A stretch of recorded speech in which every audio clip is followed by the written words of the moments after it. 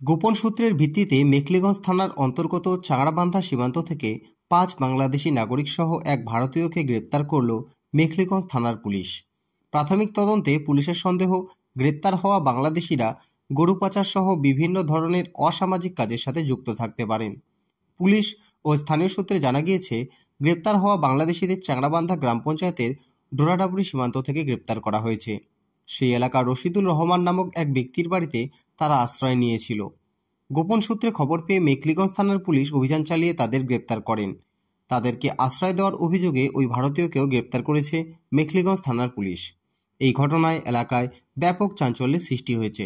গ্রেপ্তার হওয়া বাংলাদেশিরা হলেন মোহাম্মদ রবিউল ইসলাম, বয়স 32, মোহাম্মদ আরিফুল, বয়স 32, মোহাম্মদ সোহাগ হোসেন, বয়স 28, মোহাম্মদ লাজু, বয়স 30 এবং রুবেল ইসলাম, বয়স 32। তাদের প্রত্যেকের বাড়ি বাংলাদেশের লালমনিরহাট জেলার পাটগ্রাম থানা এলাকায়। তাদের কাছ থেকে 5টি মোবাইল ফোন ও 8টি সিম উদ্ধার করা হয়েছে। মেখলিগঞ্জ থানার পুলিশ সূত্রে খবর, ধৃতদের বিরুদ্ধে অভিবাসন এবং বিদেশি আইনের প্রাসঙ্গিক ধারায় মামলা রুজু করে ঘটনার তদন্ত শুরু করা হয়েছে। মেখলিগঞ্জ পুলিশের এই সাফল্যে খুশি সীমান্ত এলাকার মানুষজন।